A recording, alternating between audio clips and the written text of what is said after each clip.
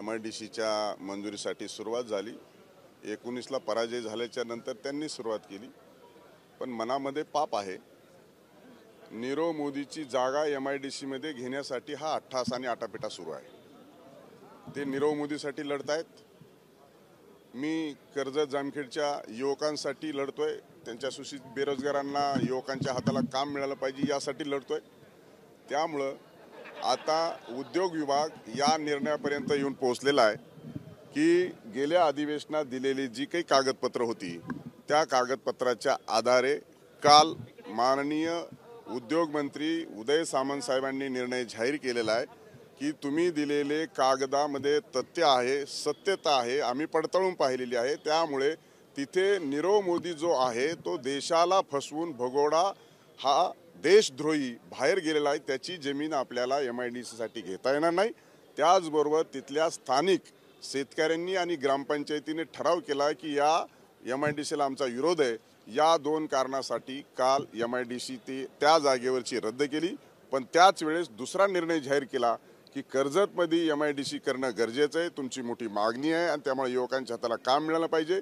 आणि 15 दिवसाच्या आत सर्व शासनाच्या नियमाचं अनुपालन करून परिपूर्ण प्रस्ताव हा कर्जत तालुक्यातील MIDCच्या संदर्भामध्ये सादर करण्याचे काल उदय सामंत साहेब उद्योग मंत्री यांनी निर्देश दिलेले आहेत। पुन्हा एकदा MIDC संदर्भात टी-शर्ट आहे तुम्ही घालून आलेला आहात, मात्र जी जागा तुम्ही सुचवली होती ती जागा रद्द करून दुसऱ्या जागी MIDC करण्याचा बोला तुमच्या टी-शर्ट वरती नेमकं कुठल्या मुद्द्याबद्दल बोलायला? काय रद्दबिद्द केलेलं नाही।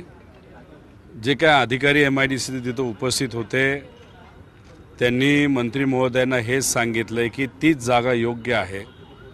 अनेक ठिकाणी आम्ही सर्वे केल्यानंतर फायनली ती जी 450 हेक्टर जमीन होती तीच MIDC साठी योग्य आहे, तिथं कंपन्या येऊ शकतात। त्याच्यामध्ये कुठेही नीरव मोदीची जमीन ही नाही। उलट नीरव मोदीला जमीन जेव्हा विकली गेली तेव्हा राम शिंदे स्वतः तिथं आमदार होते।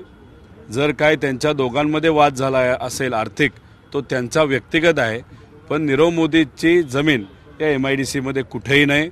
ग्रामपंचायतली सुद्धा ठराव हा MIDCच्या बाजूने सकारात्मक दिलेला आहे। उगाचच अपप्रचार राम शिंदे त्या ग्रामपंचायतबद्दल सुद्धा करतात। फक्त ग्रामपंचायतचं मत आहे की बागायत जमीन तिथं जाऊ नये आणि तेवढी वगळण्यात आलेली आहे।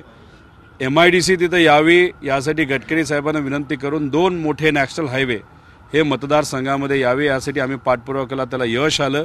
70-80% काम नॅशनल हायवेचं झालेलं आहे। त्यामुळे राम शिंदे यांना MIDCचं किती कळतं आणि ते फक्त राजकीय हेतू मनामध्ये ठेवून नको त्या विषयामध्ये डोकं घालून गरिबाला अडचणीत आणण्याचा प्रयत्न ते करत आहेत।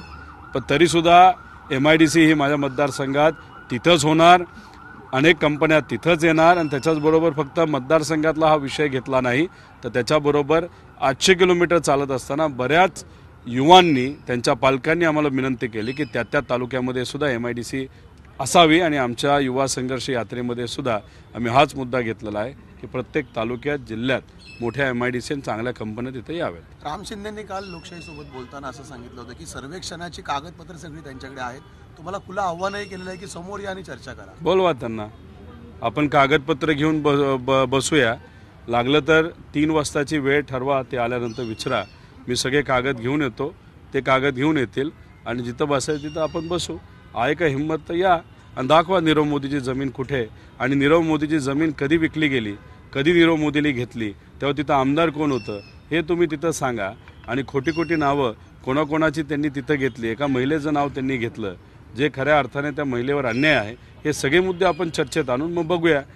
काय म्हणजे ज्याला विजन नसतं असे लोक जर इथे येऊन MIDC दावत असतील तर आम्ही थोडं होऊन देणार आहे। आम्ही लढणार, संघर्ष करणार। मुख्यमंत्री साहेबांना सुद्धा परवा पत्र दिलं आहे मी माझ्या MIDC बद्दल। राजकारण बाजूला ठेवा, राजकारण करत असल्यामुळे गरिबाचं नुकसान होते आणि हे मुद्दे त्यांनाही पटलेले आहेत। आम्ही मुख्यमंत्र्यांकडे जाऊ, आम्ही मंत्र्यांकडे परत एकदा जाऊ। मित्र असले तरी त्यांनी सही करून ती फाईल का बाहेर काढत नाही या सगळ्यांना आम्ही जाब विचारू। पण MIDC होणार म्हणजे होणार। मतदारसंघात 1.5 वर्ष घालवले आहेत। आत्ता कदाचित भूमिपूजन सुद्धा काही कंपन्यांचं झालं असतं मतदारसंघात आणि लोकांना तिथं नोकरी मिळाली असते, पण हे राजकीय द्वेषातून माझी MIDC आणि माझ्या मतदारसंघातल्या युवांना जो हक्क मला द्यायचा होता तो अडून ठेवलेला आहे. जर दुसरी जागा दिली तर त्या ठिकाणी MIDC साठी तुम्ही विरोध करणार आहात का? 1000 एकराच्या पुढे MIDC असावी. तिथं दुसऱ्या काही जमिनी आम्ही बघितल्या होत्या, त्याच्यामध्ये फॉरेस्टची अडचण येत होती आणि तिथं मग मर्यादितच कंपन्या येऊ शकतात, जसं की गोडाऊन. अरे गोडाऊनमध्ये किती लोकांना तुम्ही काम देऊ शकता? गोडाऊन जर करून तिथं कामच मिळणार नसेल तर मोठ्या फॅक्टऱ्या ज्या असतात, ज्याला काही फॉरेस्टच्या मर्यादा पलीकडे जाऊन आपल्याला फॅक्टऱ्या बनवाव्या लागतात, तेच ठिकाण योग्य आहे. बाकी इतर ठिकाण तिथं मर्यादा येणार आहेत, मोठ्या कंपन्या येऊ शकणार नाही, हे आम्हाला माहिती आहे. याचाच अभ्यास करून ते ठिकाण आपण निवडलेलं आहे.